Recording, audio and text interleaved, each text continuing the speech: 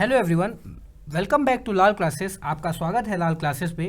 तो आप जैसे कि स्क्रीन में पढ़ रहे होंगे, लिखा हुआ है अंडरस्टैंडिंग एडिटोरियल्स एंड आर्टिकल्स। तो एडिटोरियल्स और आर्टिकल को हम इसमें समझेंगे। आज से हम लेक्चर्स स्टार्ट कर रहे हैं और जैसे कि मेरा नाम आप जानते हैं अनुराग कुमार है, तो चलिए स्टार्ट करते हैं। तो आज का जो हमारा टॉपिक होने वाला है कंटम्पलेटिंग द फ्यूचर विदाउट फियर। ये टॉपिक हमने द टाइम्स ऑफ इंडिया से लिया है। कंटम्पलेटिंग द फ्यूचर विदाउट फियर, भविष्य के बारे में विचार करना बिना डरे।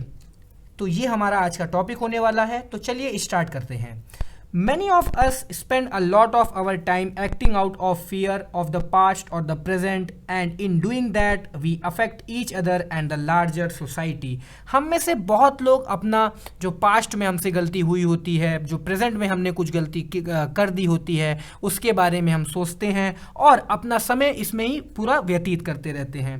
और ये करते हुए हम क्या करते हैं, लोगों को भी प्रॉब्लम में डाल देते हैं। जो हमारे साथ, हम तो प्रॉब्लम में होते ही होते हैं, हमारे साथ के जो लोग होते हैं वो भी प्रॉब्लम में हो जाते हैं और इससे पूरी सोसाइटी जहाँ पर हम रह रहे होते हैं वो पूरी सोसाइटी अफेक्ट हो जाती है, वो भी प्रॉब्लम में आ जाती है।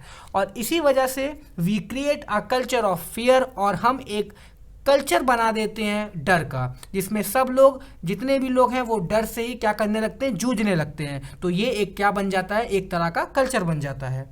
When fear comes up and we are upset and worried, the first thing we need to do is acknowledge that fear. जब भी डर आता है तो हम उस टाइम पर क्या हो जाते हैं, जब डर आता है तो हम उस टाइम पर बिल्कुल चिंतित हो जाते हैं, वरीड हो जाते हैं। तो सबसे पहली चीज़ जो हमको करने की ज़रूरत है वो ये है कि डर को पहचानना, डर को स्वीकारना कि हाँ ये प्रॉब्लम है। Okay, we can recognise and embrace it rather than acting it out. हमको उसको रिकॉग्नाइज करने की ज़रूरत है और एम्ब्रेस करने की ज़रूरत है। ऐसा नहीं कि हम अनहैप्पीली उस पर रिएक्ट कर रहे हैं, जिस पे हम खुश भी नहीं है तब भी रिएक्ट करते चले जा रहे हैं, तो उससे हमको कोई भी सॉल्यूशन नहीं निकलेगा और वो डर बना का बना रहेगा। Our original fear is not just from our own birth and childhood. The fear we feel comes from both our own and original fear. जो हमारा डर होता है ना ही सिर्फ ये हमारे बचपने से आता है, बट ये डर हमारा बचपना और जो हमारे बचपने में जो हमारे डर होता है उसको मिला के, उसी के साथ साथ जो पूर्वजों का डर होता है, इन सबको मिला के जो डर बनता है वो हमारे अंदर एक बैठ जाता है। ओके, अब जो एंसेस्टर, पूर्वजों का डर क्या होता है उसकी बात करते हैं। Our ancestors suffered from hunger and other dangers. अब पहले क्या होता था कि खाने की भी प्रॉब्लम हो जाती थी लोगों में, तो उस टाइम पर एक ऐसा ये डर बना रहता था कि हमको खाना मिलेगा या नहीं मिलेगा। तो पूर्वज इस चीज़ से डरते थे कि उनको भूखे ना रह जाएं और प्रॉब्लम से उससे उनको निकलना पड़े, फेस करना पड़े। And there were moments when they were extremely anxious. और ऐसे भी पल आते थे जहाँ पर जब ये बहुत ही ज़्यादा चिंतित हो जाते थे। That kind of fear has been transmitted to us. इसी तरह के जो डर हैं हमारे अंदर ट्रांसमिट कर दिए गए हैं। Every one of us has that fear inside. हम सब में इस तरह का जो डर है वो एक हमारे अंदर बना हुआ है। And because we suffer from that fear, और चूंकि हम इस डर से पीड़ित है, जूझ रहे हैं, तो we make the situation worse. तो हम जिस सिचुएशन में अभी हम जी रहे होते हैं उस सिचुएशन को और ख़राब कर देते हैं। We worry about our safety, our job and our family. हम अपनी सेफ्टी के बारे में चिंतित रहते हैं, जॉब को लेके चिंतित रहते हैं, फैमिली को लेके चिंतित रहते हैं। We worry about external threats, जो बाहरी थ्रेट्स आ रहे होते हैं उसको लेके हम चिंतित रहते हैं। Even when nothing bad is happening, यहाँ तक कि जब हमारे साथ वर्तमान में कोई गलत चीज़ नहीं हो रही होती है तब भी हम क्या करते हैं, that does not prevent us from feeling fear. तब भी हम अपने आप को डर में सोचने के लिए नहीं रोक पाते हैं। इसका मतलब ये हुआ कि अगर प्रेजेंट में कोई प्रॉब्लम नहीं आ रही है तब भी हम पास्ट में हमारे साथ कोई अगर गलती हुई है तो उसके बारे में सोचते सोचते हम अपने आप को एकदम वरीड कर लेते हैं, चिंतित कर लेते हैं। However, we can prepare for the future without getting consumed by our plans. मगर हम अपने आप को भविष्य के लिए तैयार कर सकते हैं अपने प्लान में बिना घुले।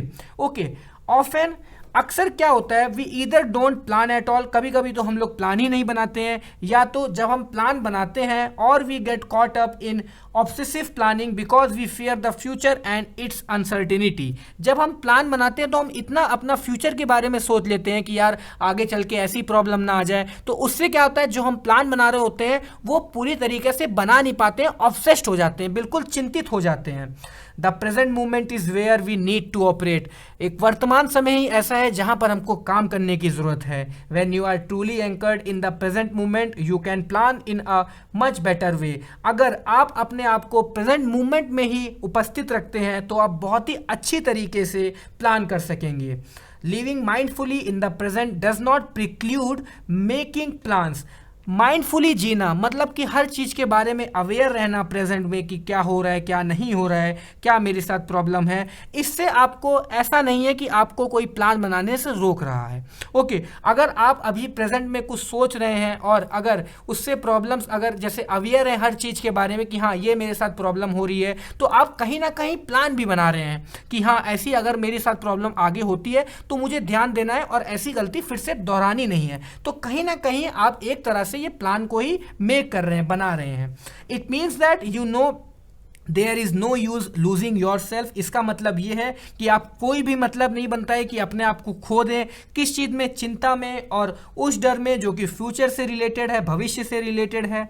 If you are grounded in the present moment, यदि आप अपने आप को वर्तमान समय में उपस्थित रखते हैं, you can bring the future into the present. आप अपने भविष्य को प्रेजेंट में लेके आ सकते हैं और उस पर ध्यानपूर्वक एग्जामिन कर सकते हैं कि क्या प्रॉब्लम ऐसी आ रही है, और उससे क्या होगा कि आप अपने आप को एग्जाइटी से भी छुटकारा पा लेंगे और अनसर्टिनिटी से भी छुटकारा पा लेंगे।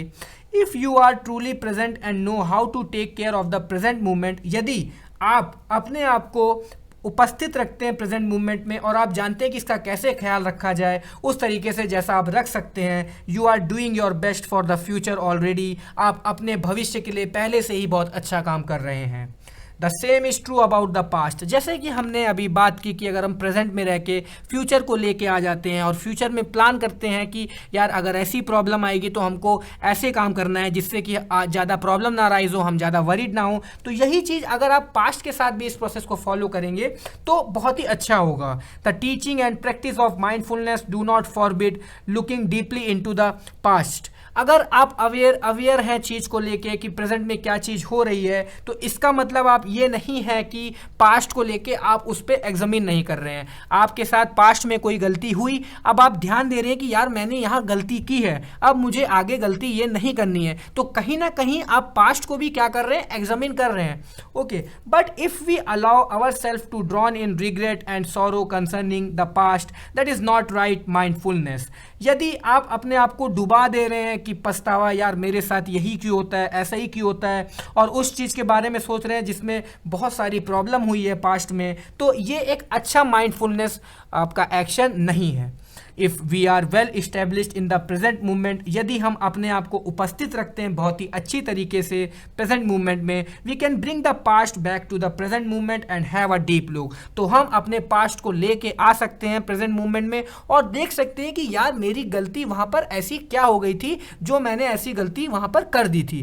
फिर हम उसको एनालाइज करेंगे, फिर हम आगे का प्लान बनाएंगे कि हाँ मुझको ऐसी गलती अब फिर से दोहरानी नहीं है।